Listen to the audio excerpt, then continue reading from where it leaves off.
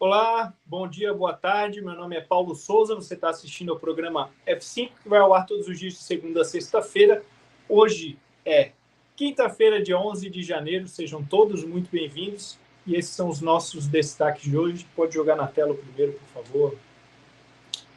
Equador, em estado de guerra, enfrenta terror do tráfico pelo terceiro dia. O terror se impôs após a fuga de Adolfo Macias, conhecido como Fito, chefe da principal quadrilha criminosa do país, Los Chorenos, desculpa, Los Chorenos, que estava detido em uma prisão de Guayaquil. Próxima matéria. Filho de Benedito Gonçalves, do STJ, viraliza com roupas de grife e joias no TikTok. Parece que nós temos até um videozinho para passar dessa personalidade aí que está esbanjando nas redes sociais. Vídeo com... desculpa. Tem como voltar rapidinho ali, só para eu ler o restante, por favor, Breno? Vídeo com Felipe Brandão atingiu 2,5 milhões de visualizações na rede social. Produtos incluem bolsa da Dior e relógio de R$ 1 milhão.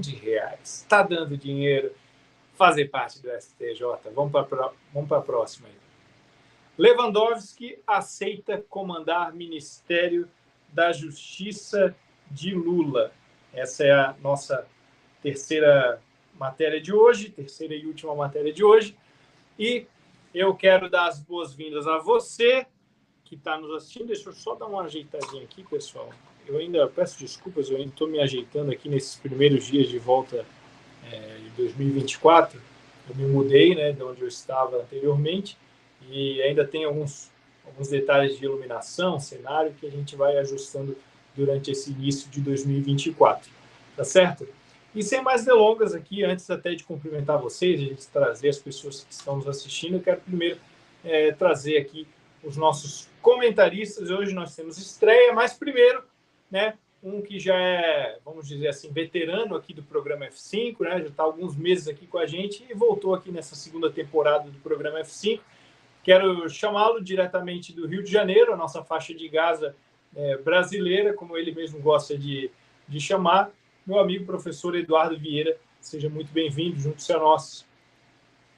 Caríssimo Paulo, muito obrigado, é uma honra estar aqui, como sempre, e uma satisfação, né? Estava com saudades desse nosso trabalho aqui, que é muito importante, né? A gente está fazendo aqui uma coisa bastante relevante e estamos aí, né? O que puder contribuir vai ser uma alegria. Saudações a todos aí da bancada que virão e saudações ao nosso público, que é o nosso chat, o chat mais animado desse lado do Texas. É uma alegria estar por aqui. Legal, legal. Obrigado, Eduardo. Depois, se tiver como... não sei como é que você vai fazer, Breno. Você vai manter esse layout de 4 retângulos, ou se depois quiser colocar os quatro sim, né? Eu prefiro que seja da outra forma, só para a gente manter o layout tradicional, né? Mas hoje nós temos estreia aqui no canal, alguém que eu fiz votos para que conseguisse estar conosco, participar do programa.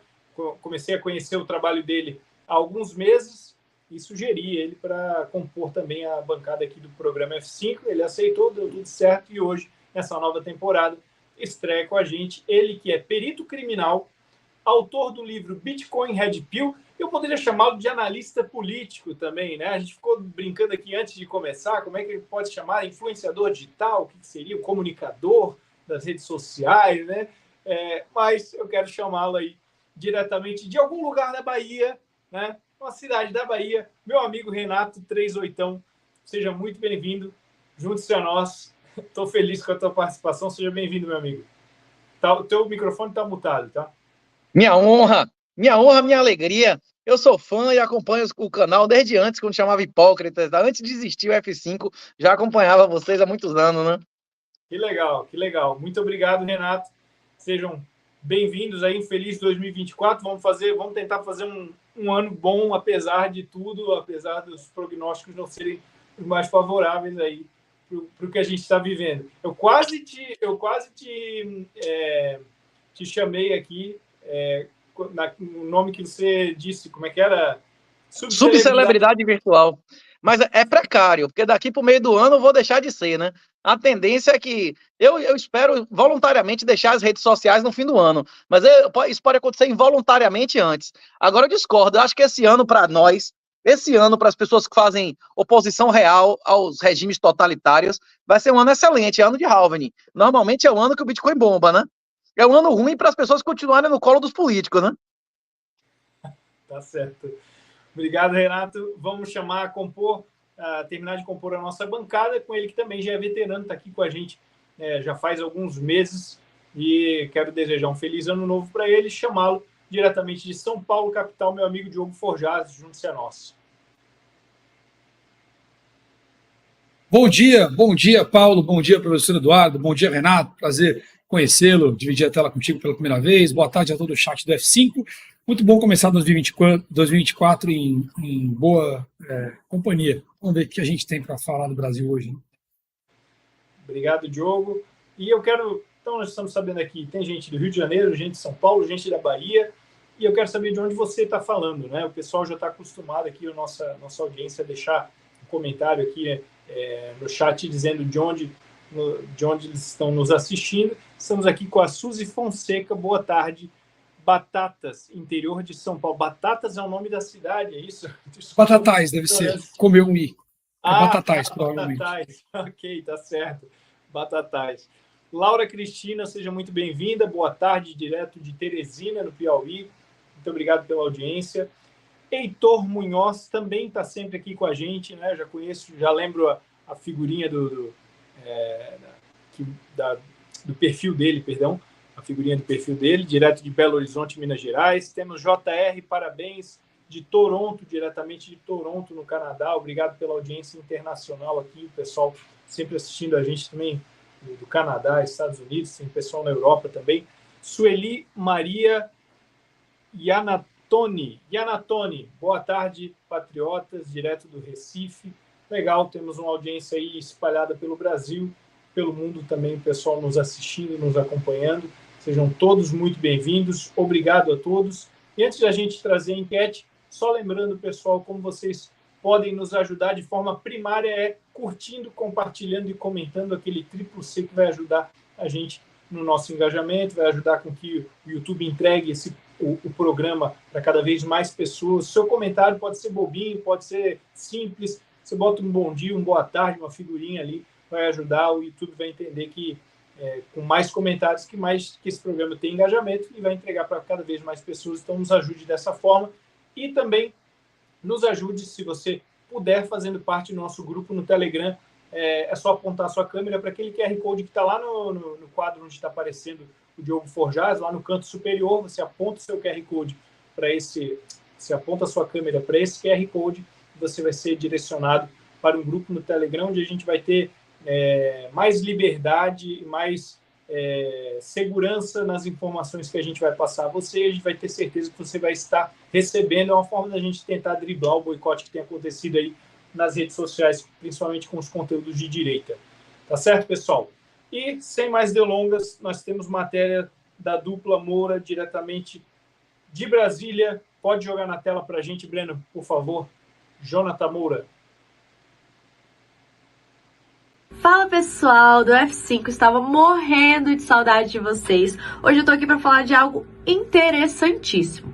Criminosos invadindo transmissão ao vivo, ataques de grupos armados contra universidades e instituições públicas, militares nas ruas para tentar restabelecer a ordem. Isso é o que está acontecendo lá no Equador. O presidente Daniel Noboa disse que o país vive hoje um estado de conflito interno armado. Talvez você se lembre, lá em agosto do ano passado, o assassinato do candidato à presidência, Fernando Villa. O crime ele não foi esclarecido, mas muitos analistas dizem que foi associado à ascensão dessas gangues que hoje estão dominando o país. Um dos episódios mais significativos do país nos últimos tempos foi a fuga de Adolfo Messias. Ele é o líder de uma das facções criminosas mais perigosas do país. Essa fuga provocou motins em diversas penitenciárias e hoje o país ele vive o que está vivendo.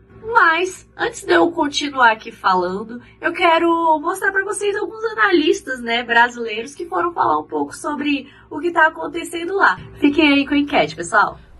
O que está acontecendo, assim? Em que momento a gente se perdeu, né? Em que momento o país se perdeu a ponto de chegar a essa situação desastrosa? Olha, Elisa, por incrível que pareça, o início da crise não tem tanto a ver com o Equador. O que a gente teve foi modificações no tráfico de drogas no entorno. Tivemos pacificação na Colômbia com as Farc, tivemos mudança no tráfico de drogas no México. E aí o Equador, que está ali entre o Peru e a Colômbia, tem portos importantes, nos últimos 5, 6 anos se transformou num centro importante de passagem de cocaína, que é produzida na Colômbia e no Peru, e depois vai para a Europa e para os Estados Unidos.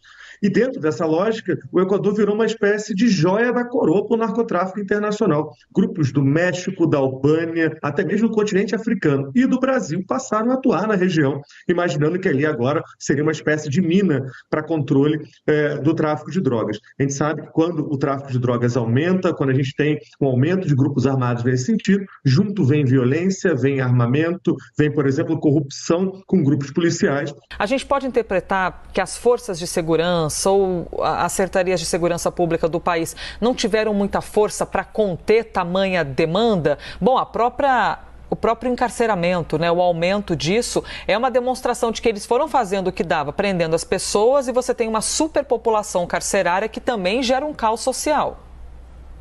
Você tem toda a razão, Elisa. Para ter uma ideia, nos últimos 10 anos, a população carcerária aumentou em mais de 1000%. A gente está falando, então, de uma explosão, inclusive, de como que essas pessoas vão ser abrigadas, onde é que esses prisioneiros vão ser colocados. O atual presidente, né, o Daniel Noboa, está, inclusive, argumentando que vai contratar navios que vão ser usados agora como para o sistema carcerário, porque já não cabe ninguém dentro das prisões. A imagem, quem está acompanhando na tela, está vendo como é que o sistema está absurdamente transbordante, né? É uma coisa bastante complexa. É isso, pessoal. Vocês viram aí um pouco do que o comentarista e a jornalista falaram. Eles falaram muito sobre a segurança pública, falaram muito sobre a situação carcerária, mas não foi falado algo muito importante: a política. A gente vê o que tem acontecido aqui no Brasil com o PCC devido a um governo que acabou com a segurança no Brasil. Eu deixo para vocês, comentaristas, vocês acreditam que as políticas de esquerda acabam com a segurança de um país? Fica a pergunta da enquete de hoje. Aí, pessoal, enquete lançada, né? Deixa eu vou abrir meu YouTube para acompanhar aqui também, pessoal, com licença, só um minutinho. Aqui estamos com mais de 660 pessoas nos assistindo, e a nossa enquete já está lançada. Governos de esquerda acabam com a segurança? Ali o esquerda está faltou uma letrinha ali, mas é isso ali. Com certeza. Segundo, não acabam. Terceiro, não sei dizer. Aquela nossa pergunta retórica para a gente testar aí quanto daquilo que nós estamos falando aqui o nosso público tem compreendido, né? E tem a ver, a enquete foi baseada principalmente nos fatos que estão acontecendo relacionados à primeira pauta que a gente vai abordar. Então, eu vou passar o comentário para vocês, só se quiserem responder de forma rápida, sem entrar especificamente no assunto do Equador agora, nesse momento, né? E a gente deixar para falar sobre isso. Se quiserem agora só focarem na pergunta mesmo: governos de esquerda acabam com a segurança, na opinião de vocês? Começando com o professor Eduardo Vieira. Qual que é a sua opinião aí, professor? Com certeza, com certeza. Na verdade, está dentro da pauta obrigatória de governos regressistas, né? Os caras dependem da destruição do tecido social para poder vender a ideia de um Estado que soluciona todos os problemas, que é absolutamente necessário, né?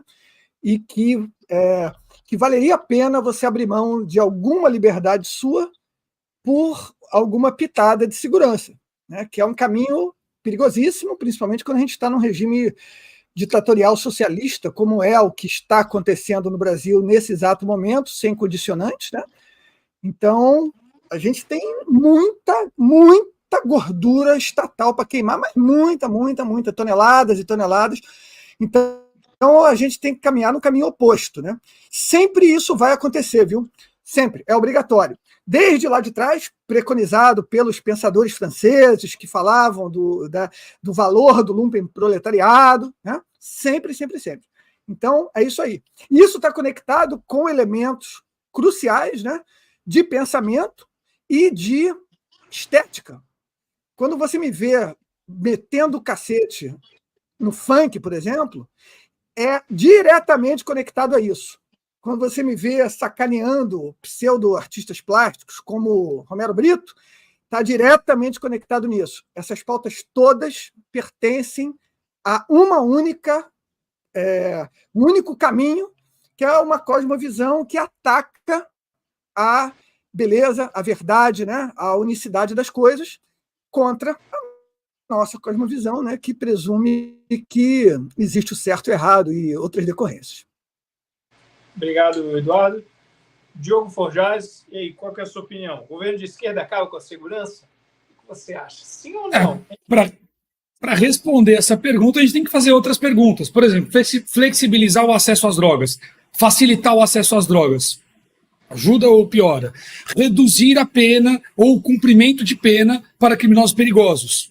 Isso ajuda ou atrapalha a sociedade? Saidinhas ajudam ou atrapalham a sociedade? Transformar assassinos, latrocidas, sequestradores e traficantes em vítimas dos assassinados, sequestrados e roubados. Isso ajuda ou atrapalha a sociedade? Então, falar sobre esquerda e segurança pública, é só parar para olhar o que eles fazem, para além dos absurdos que eles falam, e a gente já tem uma resposta relativa. Agora, isso tem um propósito. Veja, a máfia italiana surgiu como uma resposta do Império Romano para controlar o crime em Roma. O crime crescia em Roma, era necessário organizá-lo, e para organizar o crime em Roma, surgiu a máfia. Tinha o apoio do Império. Porque o crime, quando organizado, é uma ferramenta tanto. O crime organizado da máfia, lá nos primórdios em Roma, fez sumir vários adversários, vários possíveis adversários aos interesses do Império. E essa prática se mantém. Se você tem uma roupagem de democracia, talvez você precise de um braço mais violento, mais repressivo, que não possa ser fiscalizado, que não esteja sob a ótica da imprensa ou das pessoas. Então é por isso que em regimes de esquerda o narco sai de negócio para Estado. Bom, e parece ser esse mais uma vez o caso. Então sim, a esquerda... não só pelos motivos que o professor brilhantemente trouxe com relação ao tecido social, mas como uma ferramenta de projeção de poder, por isso eles fazem essas ações tão boas para a segurança pública. Acho que é por aí. Obrigado, Diogo. Vou passar o comentário para o Renato. Renato, como perito criminal, como a gente mencionou no começo, né, que tem a ver com essa primeira pauta e essa enquete que antecede a pauta de forma mais específica, a gente vai falar daqui a pouco sobre o que está acontecendo no Equador, mas de forma mais genérica, assim, até de forma didática aí. Você acha que, como perito criminal, que o governo de esquerda buscam acabar com a segurança? É um dos propósitos desse tipo de governo? Depende da fase da revolução.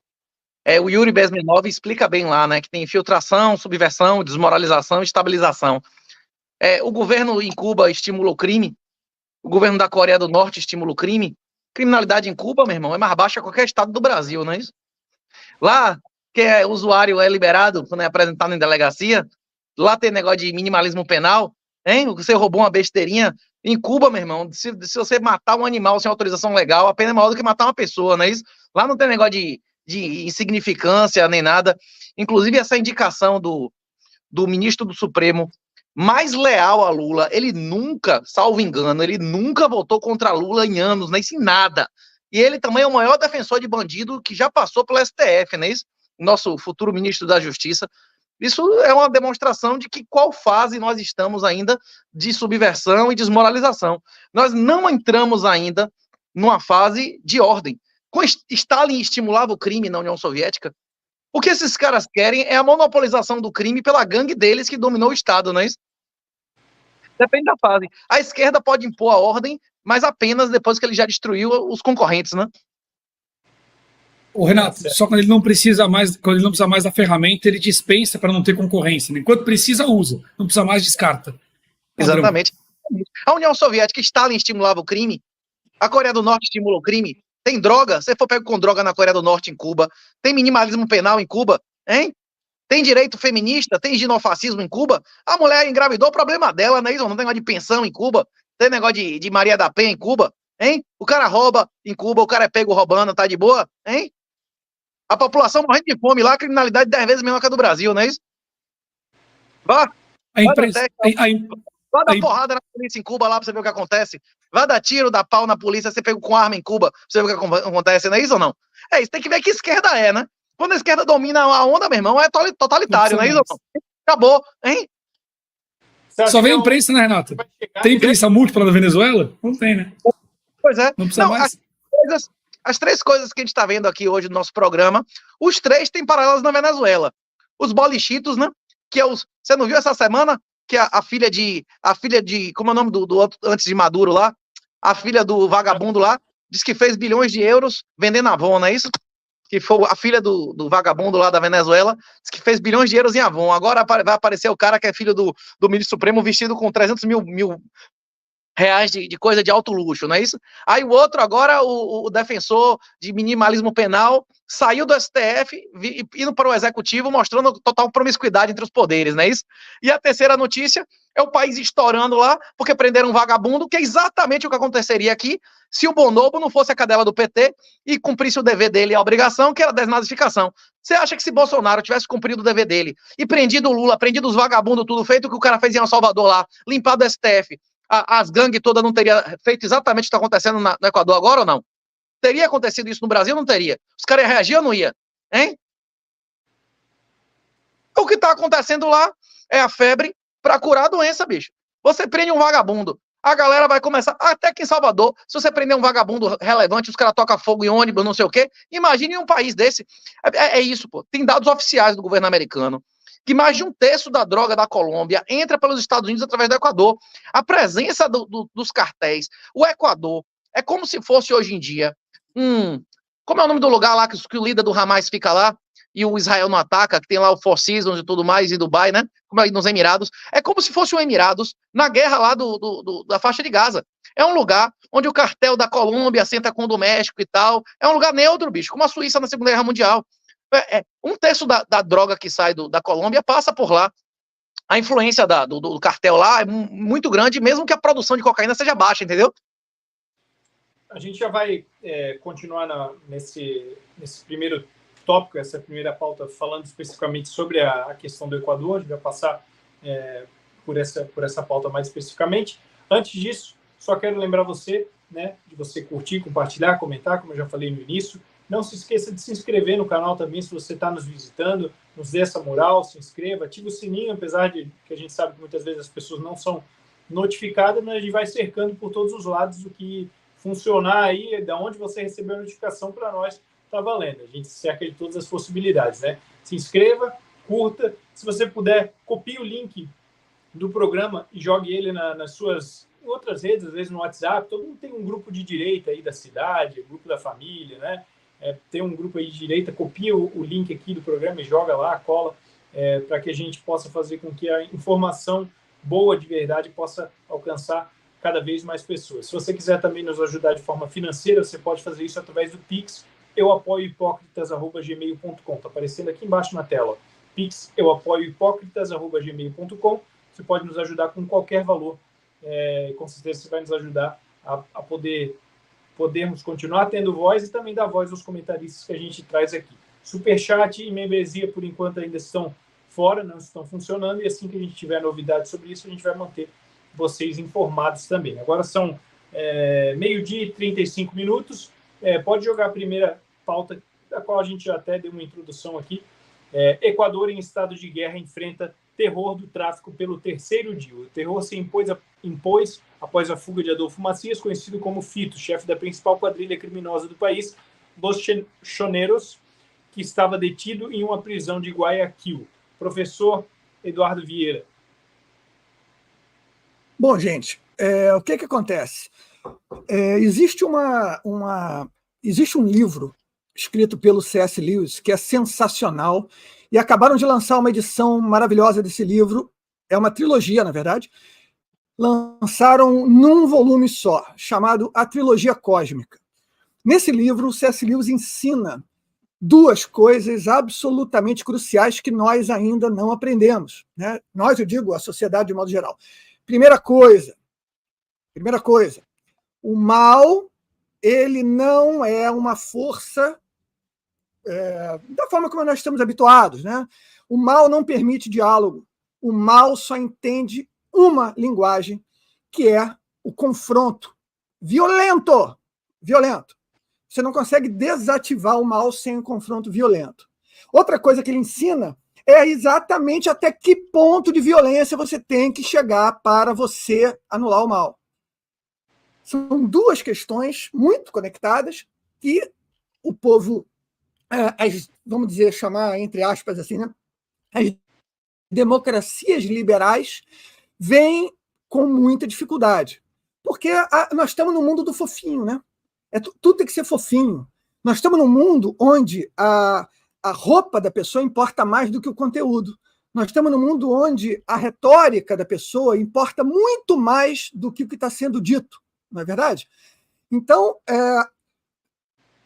o que nós estamos vendo aí, né, é a demonstração da disposição que o mal tem de acabar com a nossa raça. Porque o que aconteceu no Equador vai acontecer em qualquer lugar onde o bem, e eu falo bem mesmo, tá? Não tem relativização, não. Existe o bem, existe o mal. É a única polarização efetivamente real e coerente, tá? Caim e Abel.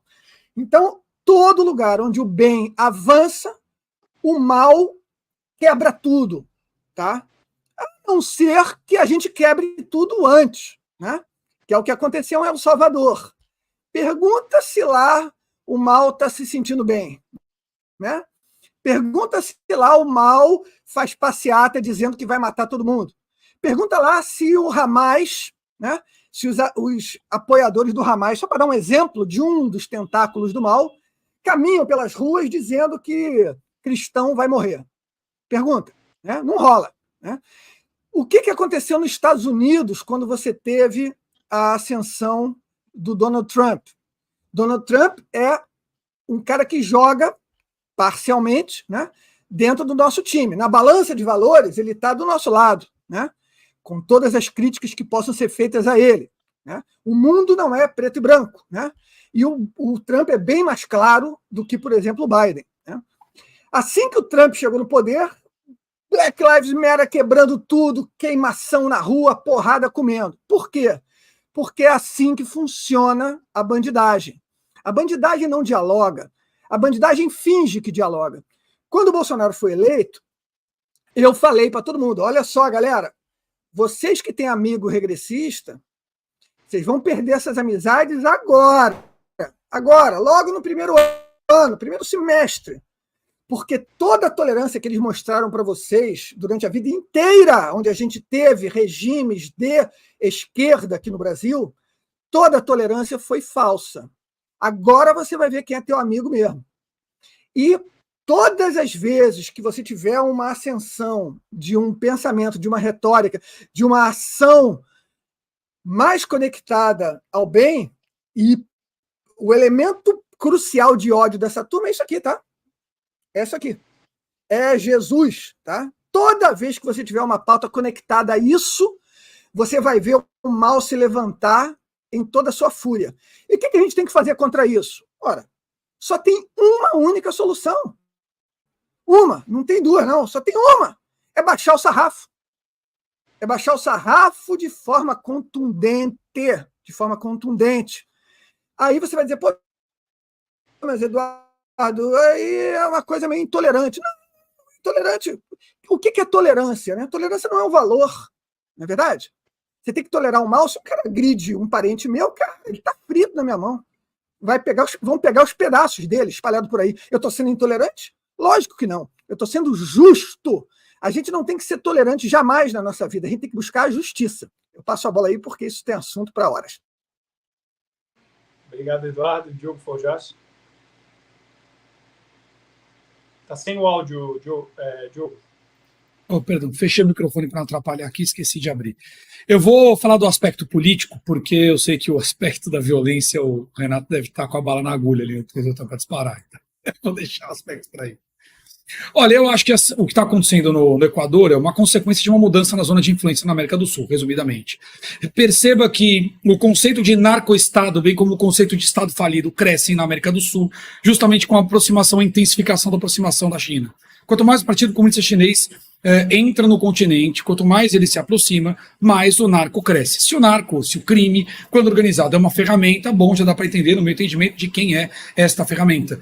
Esse conceito de narco-estado, de um tempo para cá, parece mudar relativamente. Por quê? Você tem uma mudança de posicionamento dos americanos, inclusive dos democratas, em relação à projeção de poder da China, dos europeus, e eles vão surtir efeito aqui no Brasil. Daí você tem a eleição do Milei, com discurso anti-China na Argentina, daí você tem o assassinato do candidato de direita no Equador ainda durante a campanha, você tem os 14 narcotraficantes colombianos executados pelo próprio narcotráfico, eram justamente aqueles que faziam o ponto de conexão entre o narconegócio e o narco-estado. Então, para além do grande reservatório de drogas que o Equador se tornou, eu acho que há um significado importante no que diz respeito ao equilíbrio de poder. Todo esse desequilíbrio entre o projeto de narco-estado e narco-negócio começa justamente depois que há uma mudança de posicionamento de fora e essas mudanças por aqui. Então, eu acho que é uma consequência de um movimento maior que muda a zona de influência no continente. Parece que o narco-estado começa a voltar ao status de narco-negócio. E aquela velha história, não há lealdade entre os desleais. Então, toda vez que um autocrata, qualquer que seja a ideologia que ele diz que tem, atinge o nível de poder que ele precisa, que é o que o Renato falava antes, ele descarta as ferramentas que ele não precisa mais. Portanto, essas estruturas estão fadadas ao descarte. Ou porque os adversários dos seus patrocinadores aumentam a influência, como parece acontecer agora, ou porque os próprios patrocinadores não precisam mais deles. Há narcotráfico na Venezuela. Não há mais os narcotraficantes civis. Agora eles são militares. Então, assim, eles eram civis. Eles eram amigos do regime, até o regime não precisar mais deles. É assim que funciona. Então, acho que essas estruturas, enquanto veículos de poder, de repressão, de poder violento para exercer influência na sociedade, afinal, o controle político passa, no meu entendimento, por duas mãos. A mão que oferece e a mão que ameaça. É o equilíbrio das duas que te mantém no poder. Se você oferece demais, sem ameaça, o cara não te respeita e te dá o chapéu. Vimos o que aconteceu depois do mensalão. Só ofereceu, não ameaçou, dançou. Você ameaça demais, você cria resistência. Primeiro sinal de fraqueza, você tomba. É o equilíbrio entre as duas mãos que te permite controlar. E como é bom ter uma mão de violência que não responde ao Estado, não responde à imprensa, não responde a ninguém, tem apoio político e, se for preciso, assassina os seus opositores. Então, é nesse sentido que eu enxergo uma das ferramentas. Não à toa, inclusive o Partido Comunista Chinês investe tanto em portos. Os portos dão controle de saída de droga, entrada de droga, contrabando.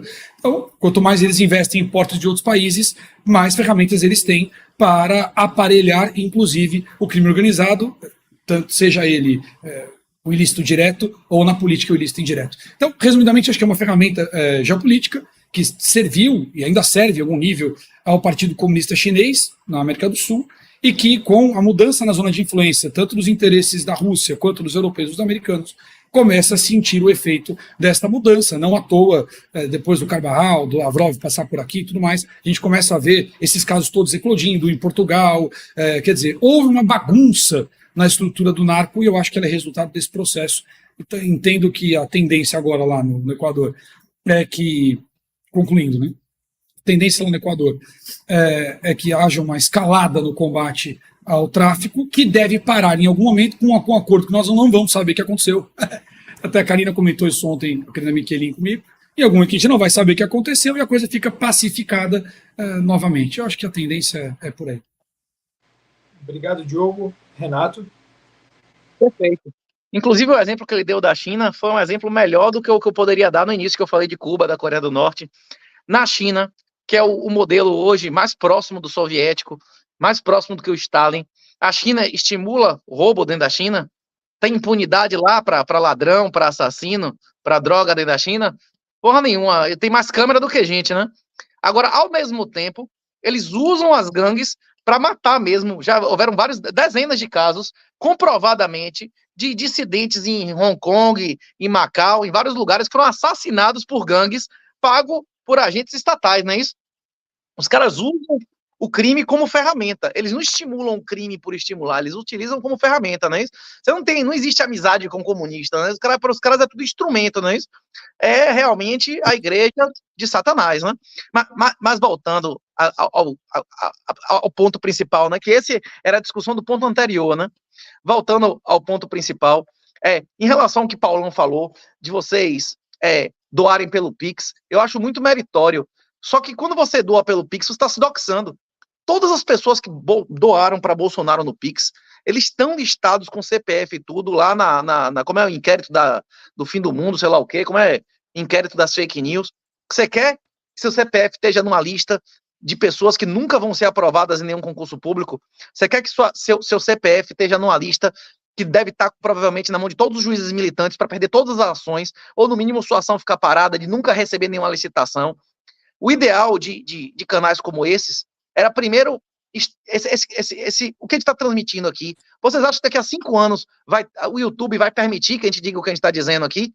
Muito provavelmente não. O ideal é que esse tipo de discurso da verdade, todo esse conteúdo começasse, a gente pode transmitir aqui enquanto eles permitirem, mas a gente sabe que não vai ser para sempre. O ideal era que isso começasse a ser transmitido em lugares onde é incensurável, como o Nós TR, e que as doações para esses canais começassem também a ser feitas através de meios incensuráveis e que não doxasse, que não deixasse a identidade do doador vulnerável, como em Bitcoin através da Lightning, viu? É bom a galera começar a pesquisar isso, viu, Paulão? E começar a aceitar Bitcoin. Inclusive, muitas pessoas que têm medo de doar, que não doariam hoje, iam passar a doar, porque o cara não ia se expor, não é isso? Não expor o CPF dele no sistema estatal, né? Para fazer a doação. Eu recomendo altamente aí, viu? Falar com o Bismarck, falar com a galera, transmitir no Nós TR e aceitar a doação pela Lightning, viu? Você faz um favor a si mesmo. Olavo se fudeu no final da vida. Olavo se fudeu porque ele teve problema com a Receita Federal lá, porque ele recebia pagamento através do PagSeguro. Se ele tivesse recebendo pagamento através de Bitcoin e de stable, ele nunca ia ter sido denunciado, ele não responderia administrativamente por pica no final da vida. Ele não se fudeu lá com a Receita Americana, tomou uma puta multa no final da vida, não foi? Que se não pagasse, ia pra cadeia. Nos Estados Unidos, meu irmão, você não pagar multa de trânsito, você vai preso, porra. Não é como o Brasil, não. Não? Imagine coisa tributária, né?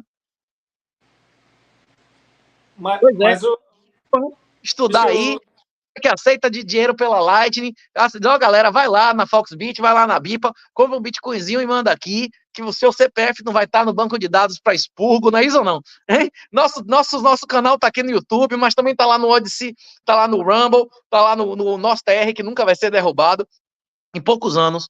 Quem não souber usar VPN, quem não souber usar Bitcoin, Nós TR, não vai ter acesso a esse tipo de conteúdo que a gente tá produzindo aqui, viu? A real vai ser absoluta. E nem o passado. Vocês não viram que apagaram o passado de... Eles apagaram até os vídeos iniciais de Monark comentando o jogo, não foi? Como é o nome da plataforma que você está mencionando, Renato?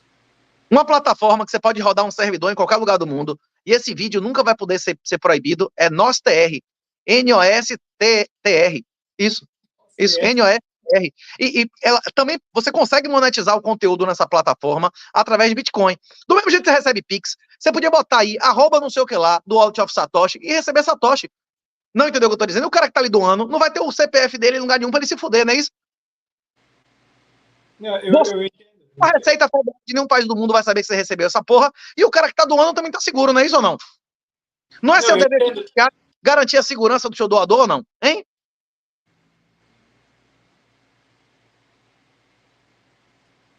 Desculpa, Renato, eu entendo, só que eu sei que ainda há muito mistério para a maioria das pessoas com relação às criptomoedas. Daí isso acaba, o que acaba acontecendo é que muitos não aderem, né? E daí é necessário que a gente ainda tenha por exemplo, o que a gente alcançaria de doação, por exemplo, trazendo o nosso aqui como caso, né? Aceitar de doação, mais dinheiro entra, não é isso ou não? Como? Aceita tudo. Você tem que aceitar tudo. Todo mundo tem que dar alternativa pro cara, não é isso ou não? Aceita dinheiro, meu irmão, aceita a porra que for. Eu aceito até Bolívar zimbabuano. Você vier com um baú aqui de peso argentino, eu aceito. Você não aceita? Aceita a porra toda. Agora você tem que aceitar o outro também, não é isso ou não? Hein? Certo. É isso aí. Tá ok. Pessoal, vamos partir para a próxima pauta. São 12h51. Joga na tela pra gente, por favor. Filho de de Benedito Gonçalves do STJ viraliza com roupas de grife e joias no TikTok. Vídeo com Felipe Brandão atingiu 2,5 milhões de visualizações na rede social. Produtos incluem bolsa da Dior e relógio de 1 milhão. Acho que nós temos um vídeo, o vídeo desse rapaz, do Felipe, ostentando. Não sei se tem como passar já na sequência. Outfit is very nice, guys. Where are you from? Brazil, man. Brazil. Oh, and what's your name? Felipe. Felipe and? João Felipe. Junior. Yeah. So starting at the bottom. First time I see this in real life. Oh my God, crazy. Yeah, the Louis Vuitton Air Force. Rich Mill. Holy shit. Denim Terrace. Yeah. Jacket is from? Prada? Prada. Oh, cool. Dior bag. Can you show me the bag? Oh, nice. I love this one. And bracelet Cartier. And the Van Cleef, huh? Van Cleef, yeah. Yeah, shit. Okay. This is the eBay one? Yeah. eBay. Nice. Jogger? I use these all. And the North Face Gucci jackets. Yeah, cool. And your shoes, the skates? Louis Vuitton. Louis Vuitton. Fendi. Valentino. Chanel. Van Cleef. Oh, wow. Cartier. Wow. Rolex. Which one? The Day, right? Day, yeah. Green Dial? Green Dial, yes. Oh, thanks so much, Thank you. guys. What are your Yeah, I'll show you. And I have to ask, what do you do for work? I'm sell and buy watches, the luxury watches, Oh, yeah. and jewelries, diamonds, Nice. everything. Oh, cool. And you're located in Brazil? In Brazil, yeah. Ah, Rio. cool. Rio. Nice. Yeah. Nice to meet you, Is my he? friend. Yeah, that's me. Okay. Poder Monitor, a ferramenta mais completa para monitorar os 3 poderes. Acesse agora. Pode tirar isso, pode voltar com a gente aqui. É uma cena apesar da quantidade de riqueza ali, né, da quantidade de bens, né, valiosos e tal, é uma cena deprimente, né? A despeito da questão ética, que pode ser que envolva, eu não tenho como entrar nessa questão, se o cara tem, o que ele faz da vida, né? Se o fato dele ser filho do juiz tem a ver ou não. A questão moral já é um... Se ele tivesse condições de gastar isso, eu já acharia uma futilidade, mas o dinheiro dele, ok. Porque eu realmente não vejo utilidade, assim, né? Eu tenho um aqui da Prada. E eu achei engraçado, não sei você, eu achei engraçado que ele ficava feliz, assim, parecia a criança mostrando um brinquedo novo. Não sei se vocês tiveram essa impressão. O cara olhava assim, a jaqueta, ele disse, é da Prada aqui, ó, olha só que bonito. Nem o tênis, não, meu tênis é que bonito. Tipo assim, ele ficava como se ele ficasse orgulhoso, assim, né? Como se o valor dele, o que vale para ele como ser humano é aquilo que ele traz como etiqueta. Achei interessante, né? Enfim, essa é só a minha análise superficial. Vou passar para o Eduardo Vieira. Bom, meu amigo, esse sujeito, ele mostra de forma clara, né, o lixo que é, né? Esse sujeito é um lixo, né? Um lixo humano, e ele mostra de forma cristalina o que acontece quando você coloca no altar o dinheiro. O nosso excepcional Gilbert Chesterton, ele disse o seguinte: quando você remove Deus do altar, né, quando você passa a não acreditar mais em Deus, não significa que você minimizou as suas crenças, né, e você agora é um cara que está vendo a verdade, as crenças supersticiosas, digamos assim, né? E então você se tornou mais propenso a compreender a verdade do mundo, né? Pelo contrário, cara, quando você passa a não acreditar mais em Deus, isso significa, efetivamente, que você passa a acreditar em qualquer coisa. Então, esse sujeito, né? Esse sujeito tem uma densidade moral e intelectual tão minúscula que ele realmente acredita que o que importa é a marca. Veja isso, cara. Veja o nível. A marca. A marca. Quer dizer, eu, por exemplo, eu sou da área de tecnologia. Então, eu gosto, né? Eu gasto dinheiro com um computador possante, com uma placa de vídeo maneira, com serviços de internet poderosos, digamos assim. Eu gasto dinheiro com isso. Mas, cara, se o cara me vender uma placa de vídeo tecnicamente similar a uma outra, mas ele bota lá a placa de vídeo da Dior. A Dior agora resolveu gourmetizar o mercado de placas de vídeo. Então agora tem a placa de vídeo da Dior que tem um adesivo de diamante ali, um rubizinho, uma pedra preciosa na frente da placa, que se eu olhar a parte de trás do meu computador, eu vejo, nossa, minha placa de vídeo da Dior. Aí aparece um videozinho na abertura do meu computador, Dior, Dior. Cara, eu não pagaria Cara, mas é isso. Eu não pagaria um único centavo. Cara, eu não pagaria um único centavo por isso. Um único centavo. Um centavo. Né? Olha, por mais um centavo você tem a... Não. Pelo amor de Deus, cara, que breguice, que baixaria, né, cara? Então, você repara, como é que é fácil você manipular um idiota como esse, né? Existem 500 assim, cara. 500 assim. O cara é fútil até a raiz dos cabelos, né? O cara é o que a gente chama, em termos assim de discussão política, né? Em termos de revolução, em termos de mudança de paradigma, de mudança de poder, de tomada de poder, aí falando de, por exemplo, Saul Alinsky, né? e Companhia Limitada, esse cara é o idiota útil.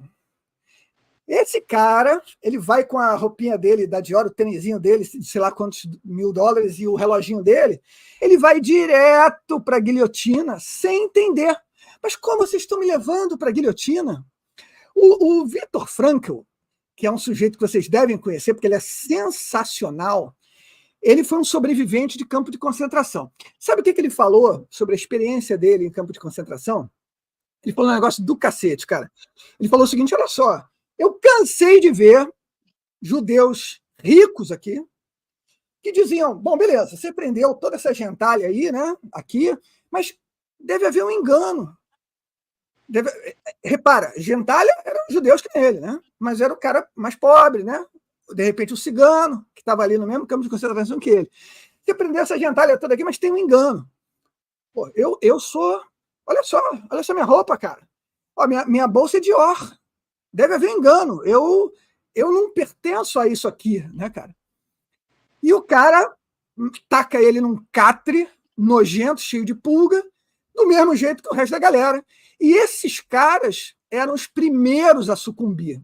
Esses caras perdiam interesse pela vida, porque, porra, o Dior dele não vale mais nada, cara. O que vale ali dentro é a tua essência, malandro. Agora é você mesmo. É você. Você tá ali que nem um nervo exposto. E aí? Tu se garante? Né? Você se garante para conviver com aquele nível de realidade? Sabe quem tinha melhor, vamos dizer assim, performance em termos de resiliência? Quem sobreviveu àquele massacre? Quem efetivamente tinha a exata noção da transcendentalidade da vida. Esses sabiam que tudo aquilo ali que estava acontecendo, a comida que eles estavam comendo, o estado do prato, o estado da cama, são coisas transientes e irrelevantes dentro da eternidade da realidade, de fato. Você acha que isso aqui é verdade? Cara, isso aqui que a gente está vivendo é uma bolinha minúscula, né? Uma bolinha minúscula de materialidade dentro da realidade transcendental que é eterna.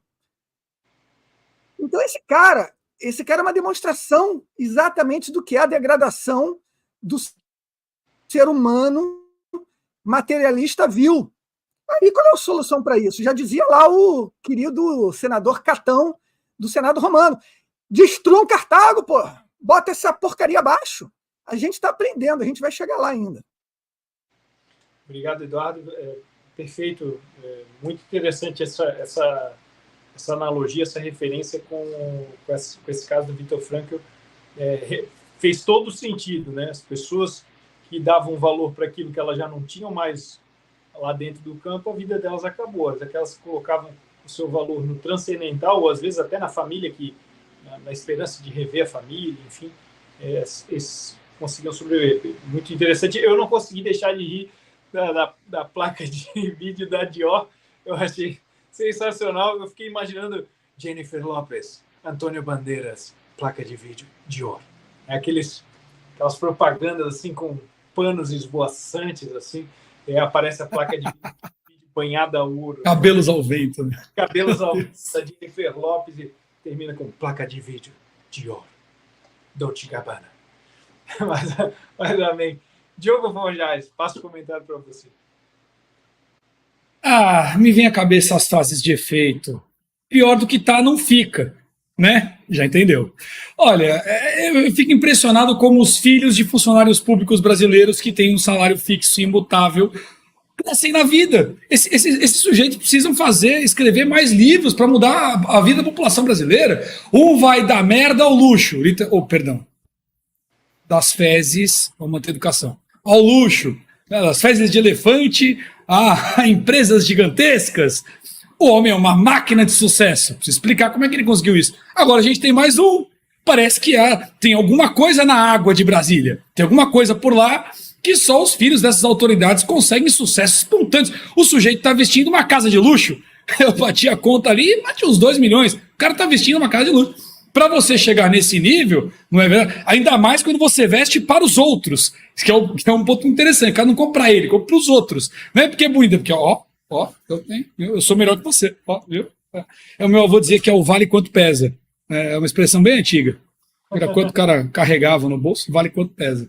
Olha, tudo isso só nos faz lembrar o tamanho do escárnio, quanto eles cospem na nossa cara descaradamente. Quer dizer, parece algo que a gente pode tirar sarro, que a roupa é bonita ou não é bonita, que tem ou não tem dinheiro, mas isso dá todo o tamanho do problema que nós estamos vivendo. Esse é o tamanho do problema. O sujeito, ninguém questiona, quer dizer, e aí, como é que fica isso? Então, isso mostra o quanto eles estão confortáveis para viver no conforto, bancado com o nosso desconforto. Eu acho que esse é talvez seja a lição mais relevante aí desse episódio grotesco. Enfim, não tenho muito o que comentar sobre, prefiro nem comentar. Então, prefiro nem comentar, deixa pra lá. Obrigado, Diogo.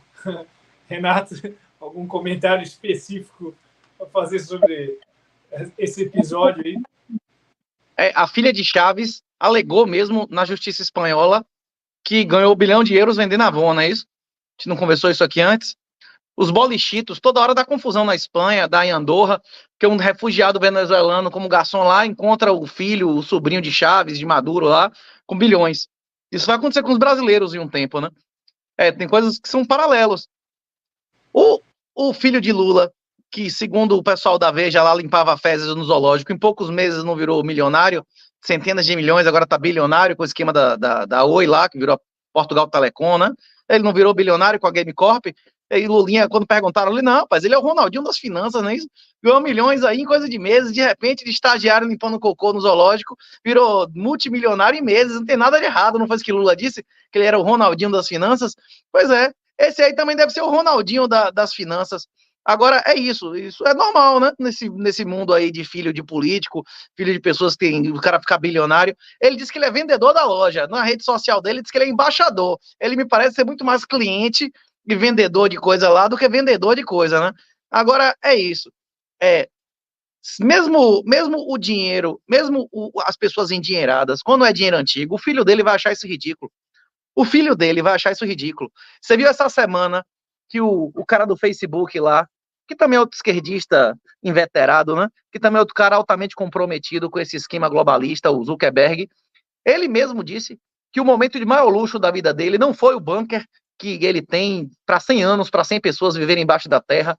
O maior momento de luxo da vida dele foi a comer a carne que ele mesmo produziu, com a floresta de macadâmia que ele plantou, na ilha inacessível às outras pessoas. Você vê que mesmo classe média, mesmo juízes, promotores, empresários brasileiros, produzir a própria comida com sua família é um momento de luxo, de alta nobreza, né? Na náutica, por exemplo, o cara que tem berço, raramente o cara quer ter lancha, raramente o cara quer ter iate, o cara quer ter veleiro, não é isso? Que é o dinheiro antigo, que é o dinheiro tradicional. É isso, quem nunca comeu, como é que se diz isso no bordão tradicional, quem nunca comeu melaço, quando come se lambuza, não é isso?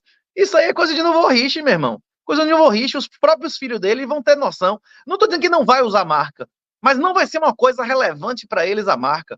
Na hora que ele vai passar inclusive, é muito claro com migrantes, pessoas que vieram de lugares pobres, a primeira geração é gorda e a segunda geração é forte. Você primeiro aumenta calorias e depois você aumenta a qualidade das calorias que você consome, né? Você vê o pessoal que foge para os Estados Unidos, para qualquer lugar de um lugar miserável, ele quer primeiro quantidade, depois que ele se satisfaz, que ele se preocupa com qualidade, né? Isso é um ciclo natural. Agora, em relação a Cartago, em relação às catilinárias aí, que eles têm que morrer, né? Em relação a esse negócio, só existe uma maneira, a gente não vai combater Cartago violentamente. Se você que está me ouvindo quer fazer a oposição real, você não quer pagar lagosta a vagabundo, você não quer financiar a filha de Chaves, você não quer financiar a Game Corp, a única coisa que você pode fazer é vender tudo que você tiver no Legacy, é não pagar impostos voluntários à ditadura de exceção, é comprar Bitcoin. Meu livro está de graça, pode procurar lá de graça no Kindle, está em dezenas de marketplaces aí, livraria da Alexandre Costa, Amazon, Mercado Livre, procura lá. Bitcoin Red Pill, tem um treinamento Bitcoin Black Pill na Hotmart, a porrada de lugar aí, tem todo o conteúdo de graça, o curso a gente só vende o suporte mesmo e o networking. Aprenda a usar Bitcoin. Se você não aprender, você vai ser silenciado e depois você vai ser eliminado financeiramente. A única oposição real em uma estrutura, um estado de exceção, é o desinvestimento. É você não ser comparsa. Você tem ações de empresa que fez o Lulinha ficar rico. Você não tem, sua mão não está suja de sangue e merda. Quando você financia aborto, quando você financia transexualismo, cortar pênis de criança, sua mão não está suja de sangue e merda. É isso que acontece quando você paga impostos voluntários a uma ditadura gaysista, não é isso? Pois é, você não quer ser comparsa? Então pronto, você tem que aprender a tirar sua riqueza desse ambiente, não é isso? E não é só comprar Bitcoin, é você aprender a comprar Bitcoin, fazer autocustódia, fazer sua renda fixa em stables, em sintéticos, não financiar vagabundo. O financiador de crime é, às vezes, mais imoral do que o próprio criminoso, né? Mas só uma dúvida, Renato. Você atualmente vive numa sociedade que se baseia nesse tipo de cobrança de impostos. Você não tem como estar completamente fora. Você tem parte do seu, vamos dizer, o seu investimento, né, qual a diferença de doação e roubo? É a vontade da pessoa que está... Por um sexozinho legal. A vontade, né? Impostos voluntários. Eu não pago nenhum imposto voluntário. Se hoje o cara resolver fechar minhas contas, eu tenho um saldo negativo de 160 mil reais. Ótimo, pode ficar com minhas contas, não é isso? Certo, então... Eu não tenho carro, eu não tenho casa, eu não tenho ações, eu não tenho CDB, não é isso? Eu não pago impostos voluntários a regimes que eu não considero que sejam decentes. Essa é a oposição real dos investimentos, não é isso? Os impostos de consumo não são voluntários, eu não tenho o que comer, não é isso ou não? Hein? Sim, Pode ser comparado com doação, não é isso? Estupro não pode ser comparado com sexo com sua esposa, não é isso ou não? Pode ou não? É a mesma coisa? Não. Hein? É porque é radical, entende? É extremo para a grande maioria. Eu estou ouvindo aqui, eu já te conheço, né? Já acompanho o teu trabalho, mas para muitas pessoas um discurso assim é muito radical. A maioria das pessoas não vai saber como agir, não vai saber nem o que fazer, assim. Não, peraí, como é que é? Não, a vida dela está baseada nisso, entende? Isso que eu estou falando está demonstrado formalmente há 70 anos. Chama Public Choice Theory, teoria das escolhas públicas. Quando você enfrenta um estado de exceção, voto vai resolver o estado de exceção? Não vai. Você tem três alternativas. Submissão total e destruição, se você deu testa no passado. Destruição espiritual, moral, financeira, né? Fuga, você pode pegar suas coisas e ir embora. Qualquer país soviético morreu ou fugiu 20% da população, né? Em Cuba mesmo já tem 20% cubano morando fora, né? Ou você pode dar testa, votar com armas. Votar com armas normalmente ganha mais organizado. Quem é mais organizado, a gente ou nossos inimigos? Você vai morrer, né? Não me chame, né? Você quer ser o macaco que vai mudar de árvore ou mudar a árvore de lugar? Se você quer sobreviver financeiramente, você vai ficar financiando Dior, roupa de 5 milhões de reais de filho de ministro? Você vai financiar filha de Chaves que ganha 1 bilhão de euros legalmente na Avon, vendendo na Avon? Você quer financiar isso? Financie. Você vai pagar o preço. Vá, siga o pai da mentira. Lago de Fogo não é só espiritual, não é físico também. Se você acreditar na mentira, você também vai ser destruído fisicamente, não é isso? Pois é. Se você quiser sobreviver, que sua família sobreviva, você tem que parar de financiar essa merda, desinvestir. Existem várias alternativas. Os judeus, durante muito tempo, gostavam de arte, ouro. Só que ouro, antigamente, você levava de um lado para o outro. Você consegue tirar ouro do Brasil? Você consegue chegar no aeroporto e tirar ouro daqui? Pois é. O mercado de artes foi inflacionado, como foi muito bem mencionado. Eu não lembro se foi pelo Diogo ou pelo Eduardo, pela lavagem de dinheiro, né? O filho do Biden lá caga na tela e o cara dá bilhões para dar a propina do Biden, não é isso ou não? Hein? Não aconteceu isso? Do Hunter Biden vender várias obras de arte de milhões aí, sem nenhuma formação artística, sem porra nenhuma. É isso.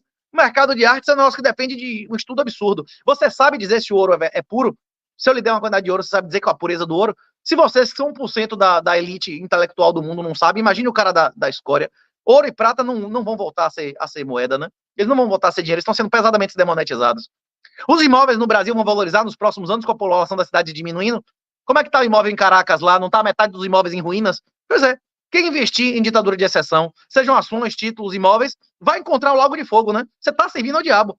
Você não quer servir ao diabo? Desinvista. Tem várias formas. Eu ofereço uma alternativa mais fácil aí, que é Bitcoin. É o único ativo na história da humanidade que eles podem te matar, mas não podem te roubar. Jesus disse, vocês serão perseguidos, presos e mortos em meu nome. E ele não disse roubados, não é isso? Roubados aí é porque você quis, né? Hein?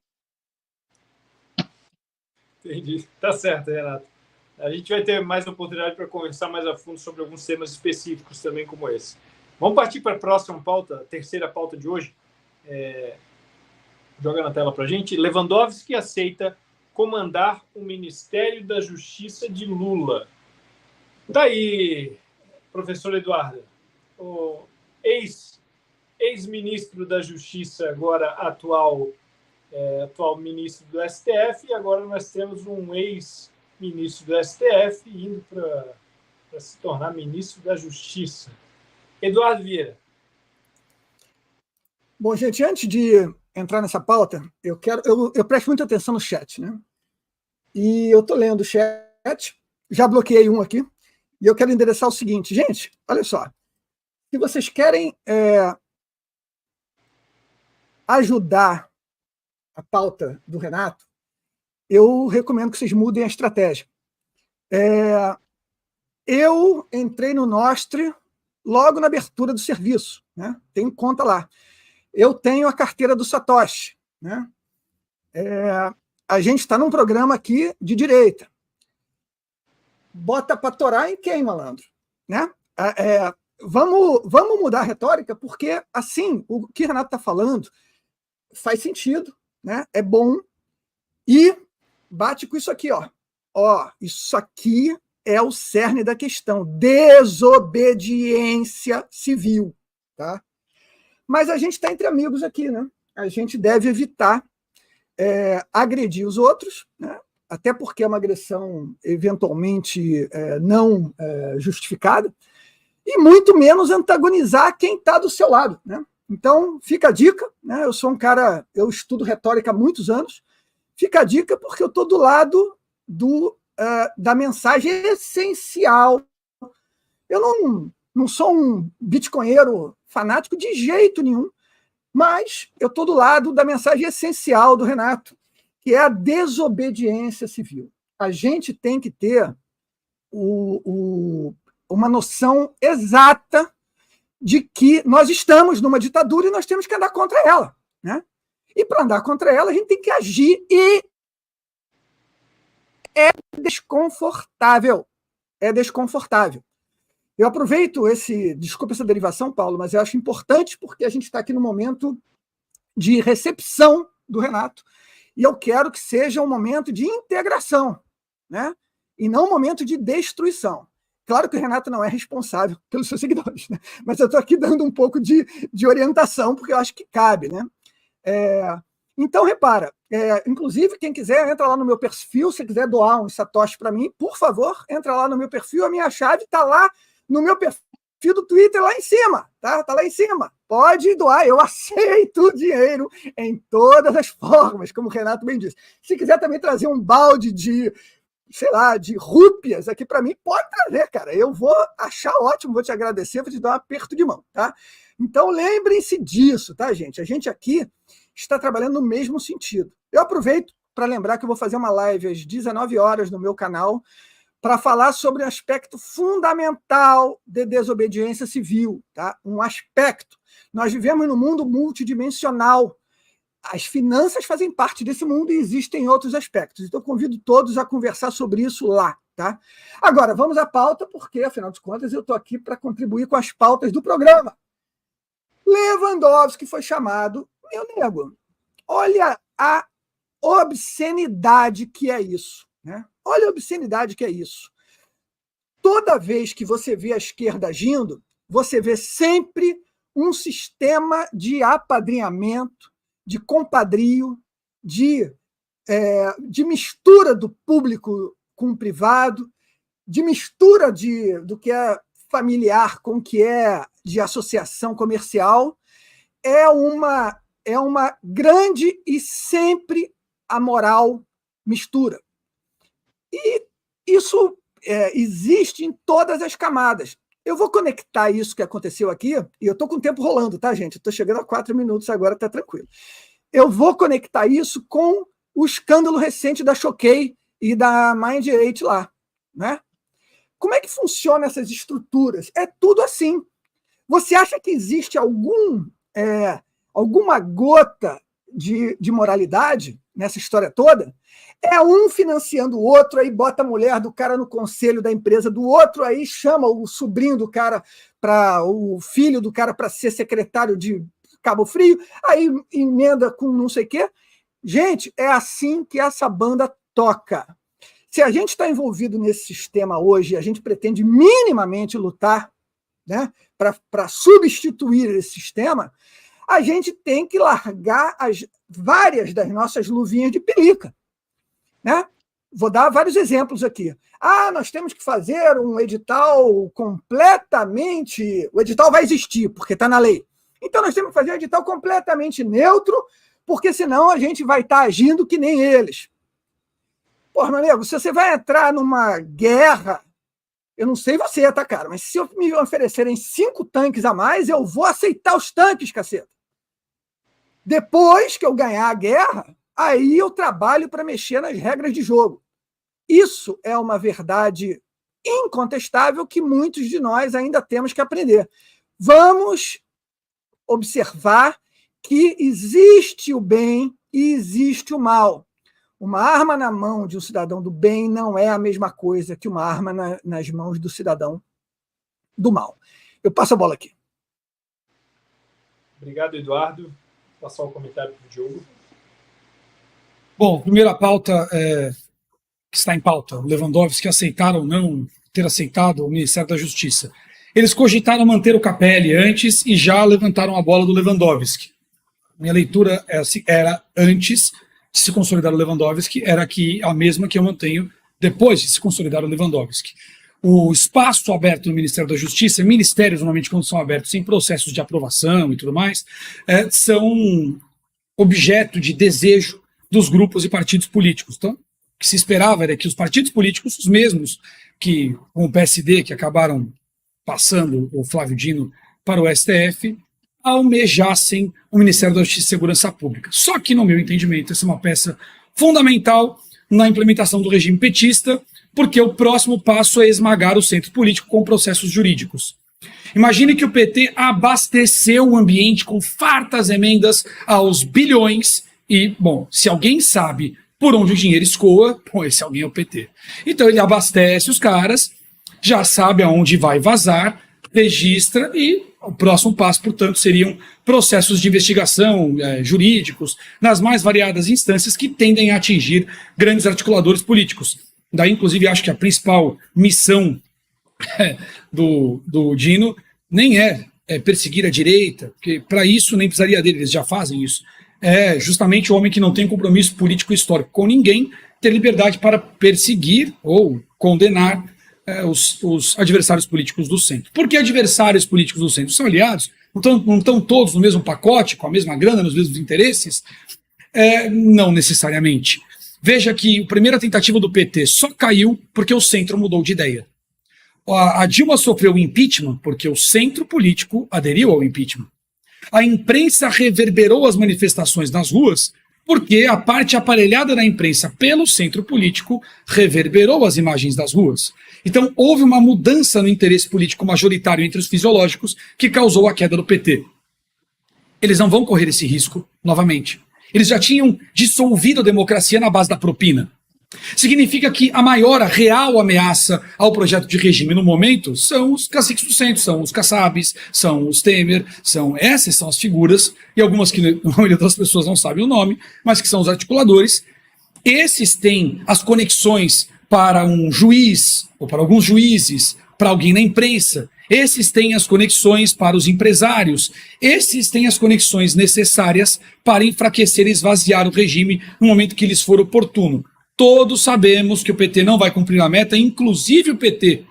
Por essa razão, há que se perguntar, por que o PT aceitou na LDO manter a meta zero, que ele sabe que não vai cumprir e que é prerrogativa para impeachment? Pela mesma razão que ele aumentou o salário de todos os juízes, pela mesma razão que ele, recentemente, pela mesma razão de ele ter aumentado recentemente o salário dos delegados federais, preparando o ambiente para isso. Então, neste sentido, se, no meu entendimento, há uma articulação para usar o judiciário como uma ferramenta justa para acabar com o que o Lula chamou de homens brancos do agro que não representam o povo, o Congresso, aqueles que atrapalham as decisões multilaterais importantes para o mundo. Evidentemente, ele não pode entregar o Ministério da Justiça e Segurança Pública ao mesmo centro que ele pretende, através do judiciário, derrubar. Neste sentido, acho que a ideia inicial era manter o Capelli, realmente, que deve estar mais inteirado sobre como operar o Ministério da Justiça nesta fase de repressão do Centrão, o que eu chamo de os panacas de gravata, estão negociando lá com panacas, bobinhos, com quem prepara a guilhotina para guilhotiná-los politicamente, literalmente. Né? Quer dizer, recebem a grana, mas não vão ficar com R$1 do que pegaram e ainda vão presos. O Estado recupera o dinheiro, mas, bom, não tem diferença entre a coisa pública e a coisa própria para o PT. Por isso que ele dá o dinheiro livremente. Sabe que vai pegar de volta. Então, nesse sentido, a única forma de barrar a pressão dos partidos, sem deixar claro para eles, cristalino, até para os maiores panacas de gravata, que eles precisam daquela posição, é nomear alguém que não está passível de negociação. Tem dois caminhos para isso. Pode ser a agenda identitária, como o PT quase tentou para o Supremo Tribunal Federal. Lembra? A lista que tinha que ser negre, cis, tris, x, não binário, plus, sei lá, enfim. Então, por que não? Veja, não vamos atender aqui partido político, nós vamos atender a agenda identitária. Então, não é partido nenhum. É uma forma de escapar da negociação partidária. A outra forma é um nome que os partidos não possam questionar. O Lewandowski passou décadas no Supremo Tribunal Federal, que tem dezenas, sei lá, talvez dezenas de milhares, mas dezenas, para ser simpático, de processos engavetados de figuras poderosas do centro político. Isso significa que nessas décadas de STF, ele ganhou capilaridade e força suficiente para não ser questionado. Portanto, no meu entendimento, a nomeação do Lewandowski é um caminho para blindar, bloquear a pressão política dos partidos para ter acesso ao Ministério da Justiça e Segurança Pública. Por quê? Esta é uma posição fundamental para a próxima etapa do processo de implementação do regime, que é suprimir os aliados. Lembra das ferramentas? Não precisa mais? Descarta. O Centrão foi uma ferramenta até aqui. Agora ele começa a virar um risco. E comunistas não convivem com o risco. Então, com relação ao Lewandowski, eu acho que ele é isso. É uma blindagem sobre a nomeação política. Com relação ao Bitcoin, né, o Bitcoin e as criptomoedas, como diz o senador, né, Bitcoin e criptomoedas. Eu não entrei na pauta e nem vou, porque não é a pauta. Assim, e a gente percebe entre os comentários constantes ali um estímulo ao conflito. É aquele padrão de podcast, né, Paulo, que quem está no chat estimula aquela retórica da razão, né? Que um põe argumento, outro põe outro, quem tem mais razão, sai aquele corte bacana e tal. E não é muito essa tocada. Então, não adianta provocar no chat, que eu não vou entrar nessa. Eu tenho a minha opinião muito bem, muito clara, né? Está lá no meu canal, para quem me acompanha, me conhece, enfim. Eu não vejo razão nenhuma para embarcar num debate daquilo que não é o tema de hoje, com todo respeito as posições encontrarem. Aí a ideia do formato é construir, né? Então, se eu tenho uma opinião muito divergente com um chat que visa constantemente estimular o embate retórico, é claro que eu não vou embarcar nessa. Isso não tem nada a ver com ser infiltrado. Não estou respondendo ao chat. Isso não tem nada a ver com covardia. As frases, a estrutura retórica dos que estão no chat é uma estrutura retórica de provocação ao embate. E esse que é um padrão de transmissão dos podcasts, que não é o caso. Então, eu não vou embarcar nessa e respeito a opinião, cada um expõe seu trabalho, e o chat fica à vontade para achar que o que é bom, o que não é, enfim. Onde é que vê o... Hein, Diegão? Oi. Onde é que vê o chat? Aqui não aparece para mim, não, só aparece a imagem de vocês, pô. Do lado esquerdo, você tá no celular ou você tá no computador? No mobile, no celular. No celular, se eu não me engano, ele fica tem um botãozinho no canto que você aperta, vai abrir o chat. Ah, tem um chat entre a gente e um comments que é da galera de fora, é isso? Não tem nada. Isso, o comentário é o chat da live, é isso aí. Aí, o pessoal tá... Renato, o pessoal tá estimulando aquela coisa sabe aquela coisa do... Não, é isso, é aquilo, tá, não sei o quê. Sua mãe, faça alguma coisa. Não é? Eu não vou pegar essa pilha aí. Então, enfim, estou só comentando que eu não vou pegar essa pilha do chat. Rapaz, eu não percebi absolutamente nada que a gente tivesse tem nenhuma. Até a única referência que eu fiz ao que o Eduardo falou, que foi ao Cartago tem que morrer. Inclusive, a história das guerras púnicas é interessante, que fez a Roma ser a potência comercial em 2 guerras mundiais, como os Estados Unidos também. E foi mais ou menos o que aconteceu com a Alemanha. O pessoal queria desnazificar a Alemanha no final, disse que a Alemanha tinha que ser destruída, que se deixasse a Alemanha inteira, ela ia acabaram dividindo mesmo a Alemanha. Se você deixar a Alemanha como país, eles vão voltar, vai ter a terceira, não é isso? Como a história não se repete, mas ela rima com uma zorra, né? É isso. Não teve. Eu concordo que tem que destruir Cartago. A gente só está discutindo aqui como é que vai destruir Cartago, né? Se a gente vai declarar guerra agora, a ditadura, a gente vai ganhar, a gente tem organização, a gente tem armas, a gente tem como ganhar os caras. Não tem. Então, se você for, não me chame, e acho que ninguém discordou disso aqui, não é isso ou não? Alguém tá querendo pegar pau, pedra, sair dando pau, fazendo guerra, declarar guerra? Acho que não. Agora, inclusive... Não. O quê? É o que eu falei aqui. Renato, não é isso não. Alguém que se acha oposição vai comprar a ação da Magazine Luiza, vai financiar a amiga pessoal de Dilma? Alguém aqui tá defendendo financiar Dilma, financiar Lula? Alguém aqui? Ninguém, porra, não tem nenhuma discussão aqui. Todo mundo concordou integralmente aqui. Não vi, porra, nada que a gente tivesse dito assim, tipo... Não tem. Só se eu não prestei muita atenção. Teve uma hora que eu tava ajeitando aqui, que eu olhei pra baixo. Eu acho que pode esclarecer. Não, Renato. Hein? Renato, não, eu tô falando do chat, bicho. Não é você, não. Renato, não é você, não. Eu tô falando do chat, bicho. Não é você, não. O chat tá estimulando aqui, tentando criar um ambiente de contraponto. Até quando eu falei isso, o cara falou assim: não, se comentou, é porque sentiu. Não, muito pelo contrário. Estou tentando passar para você que está no chat aí vivendo de estímulo, de disputa que não existe, que esse não é o tom desse tipo de transmissão. Pelo contrário, eu dediquei algum tempo a isso para que você não fique como um bobo repetindo provocações idiotas aí no chat. Só isso. O cara do chat não entendeu. Não é que eu peguei pilha, pelo contrário. Você está perdendo seu tempo, gastando energia e não vai carregar pilha nenhuma aqui. É só isso que eu estou tentando te passar. Mas você quer perder tempo repetindo bobagem, fique à vontade, tranquilo. Não é contigo não, Renato, é com o chat. Até quando eu reclamei com o Paulão, disse, porra, Paulão, você tem que receber o Bitcoin aqui, não sei o que lá. Eu disse que eu também recebo o Pix, se você quiser me dar. A questão é que quanto mais canais para receber dinheiro e quanto mais canais para difundir a porra aqui, você tá mais garantido, não é isso ou não? Hein? O custo é muito baixo, porra, de você aprender a botar um wallet ali, bota Pix em cima, do mesmo jeito que tem um Telegramzinho aqui, pode ter um outro no cantinho aqui de doação na Lightning, pô, o custo disso aí é muito baixo, e é mais um canal, eu também recebo real, eu recebo, até lá da Venezuela, se você quiser me fazer um depósito e como é o nome da porra lá, zimbabuano, recebo bolívar, recebo peso, qualquer dinheiro que você quiser me dar, eu recebo. Agora, quanto menos você receber, menos canais você tem que receber dinheiro, né? Mas é isso, é para comentar aí a última pauta. Lewandowski, o que vocês falaram é verdadeiro. A única coisa que faltou ser comentada é que Lewandowski é o único que nunca, zero, ele sempre votou a favor de Lula, sempre votou pela inocência de Lula durante anos, não é isso? Tipo assim, além de tudo isso que vocês falaram ser verdadeiro, tem a parte pessoal da porra, não é isso? Dele mostrar que, mais uma vez, ele é diferente de Bolsonaro. Todo mundo que foi leal ao Bolsonaro foi parar na cadeia, se fudeu, não é isso? E todas as pessoas que foram leais até o fim de Lula ficaram livres e foram recompensadas dezenas de vezes. É mentira o que eu estou dizendo aqui? Lula está mais uma vez provando que ele é um cara que faz questão de retribuir as pessoas que foram leais a ele. Porque tudo que vocês falaram aí, tem várias outras pessoas que eles podiam ter metido, não é isso?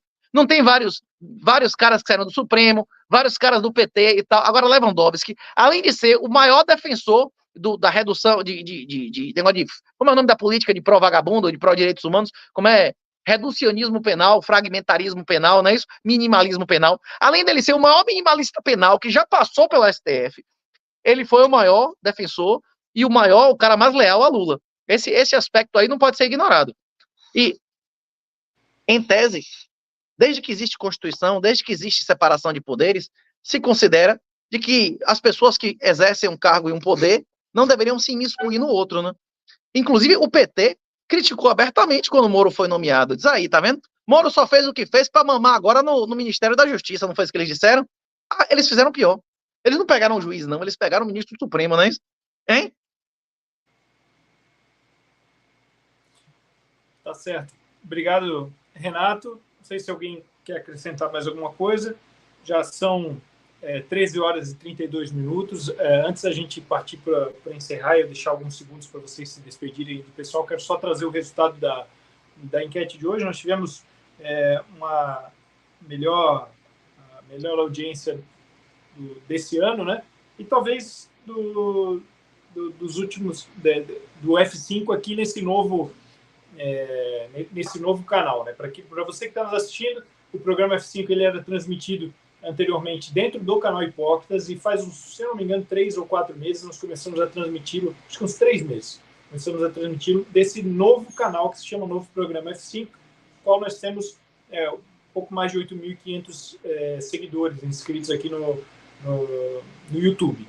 Então, isso que eu estou falando dessa audiência de 1.200 pessoas ter sido a melhor, eu acho que até é uma das melhores aí desse novo programa F5 já aqui nesse novo canal. Então, agradeço a audiência de todos que vieram aí. O Diogo, o professor Eduardo, costumam sempre trazer muita gente que já os segue paralelamente.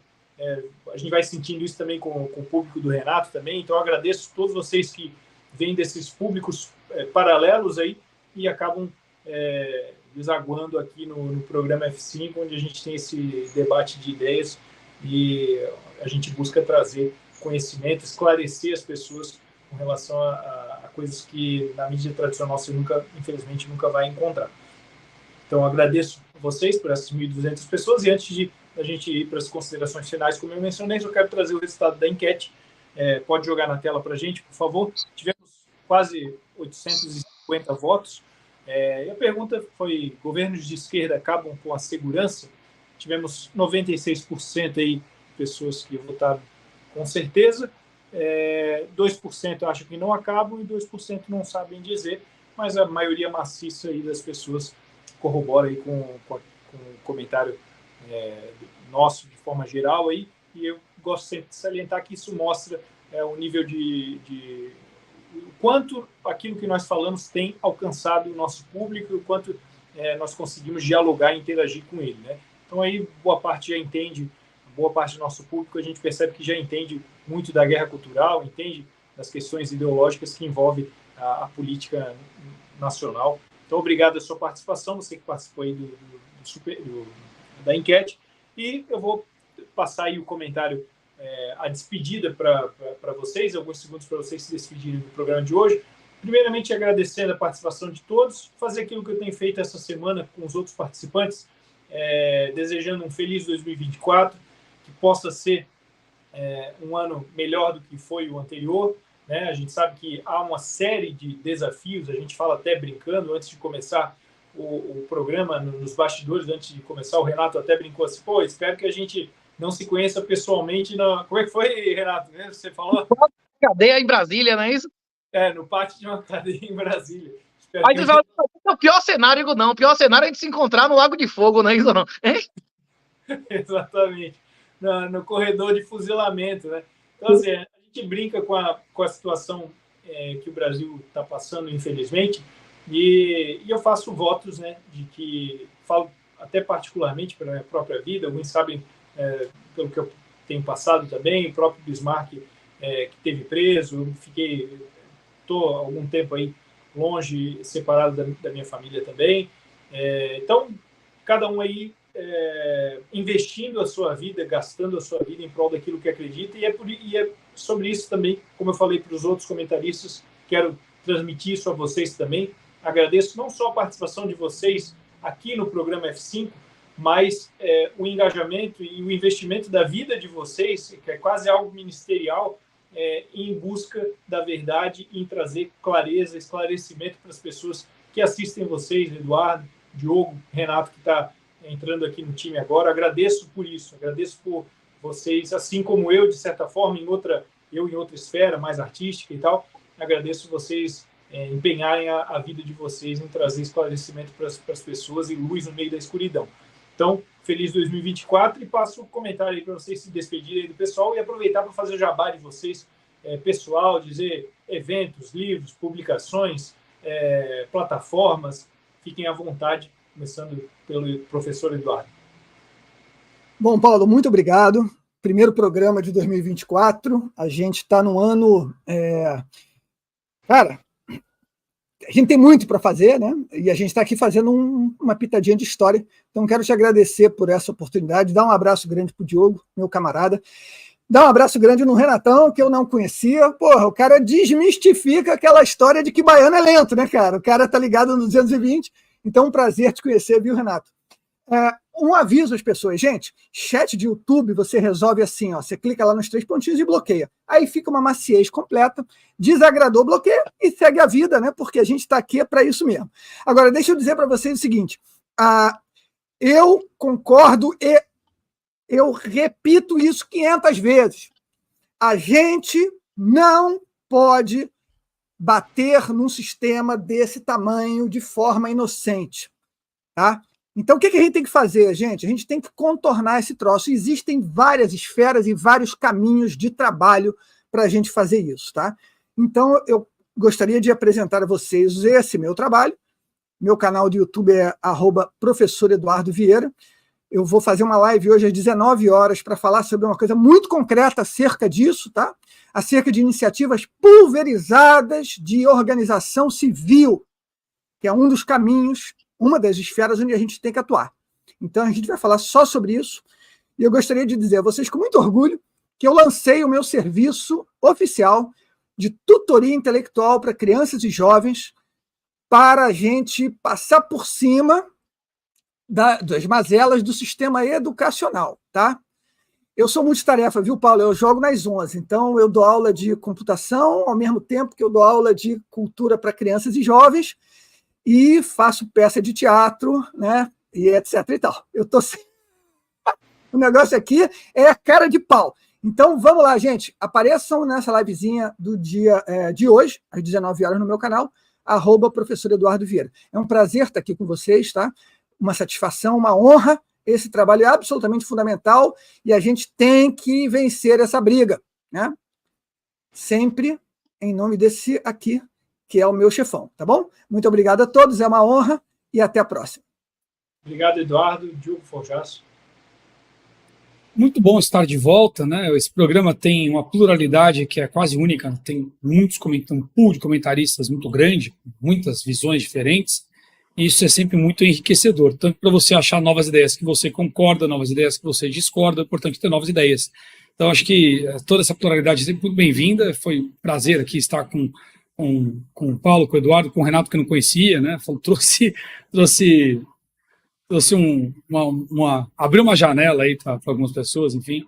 Agradecer ao chat pela companhia, e é isso, gente. Começamos 2024, aqui o ano já começou, no F5 começou agora, e ele tende a ser mais rápido no meu entendimento do que 2023. Só espero que ele seja melhor, né? Porque 2023 foi bem ruim, que a gente tenha alguns resultados positivos esse ano. Nutro sempre boas esperanças. Enfim, boa tarde a todos. Amém. Obrigado, Diogo. Renato. Eu tenho que dizer que foi uma honra conhecer os senhores, né? Porra, eu assisto o canal, né? Mudei de papel agora de audiência, vim participar da contribuição. Quem quiser, eu não tenho canal de YouTube, eu apareço no canal dos outros às vezes. Quem quiser me seguir no Twitter, quem quiser me seguir no Instagram, é @R38TAO. É R de Renato e 38, não é isso? Botei o mínimo de letras possíveis, porque toda semana tem 3, 4 clones tomando dinheiro da galera com o meu perfil, né? R3, o numeral 3, o numeral 8, TAO. Se alguém quiser assistir o treinamento que eu mencionei aqui, tá de graça no YouTube. Se quiser pagar para ter suporte e tal, tem no Hotmart, bota lá, treinamento Bitcoin Black Pill. A mesma coisa o livro. O livro vende em dezenas de marketplaces, vende na Amazon, vende no Mercado Livre, vende na livraria Alexandre Costa, mas também você acha até ditado no L de Liberdade, não precisa nem ler, você fica ouvindo lá. Tudo que eu tenho para dar, tá à disposição aí de graça, aberto. Eu espero servir aí enquanto os caras permitirem e não nos eliminarem, né? A última ordem de Jesus foi: eu ordeno que pregue a toda criatura, né? Infelizmente, quem diz a verdade geralmente termina crucificado como Jesus ou decapitado como João Batista, mas o nosso mestre nos ordenou, né? A gente não tem escolha, né? Tá certo, então. Obrigado, Renato. Obrigado, Diogo. Obrigado, Eduardo, pela participação de vocês. Até a próxima.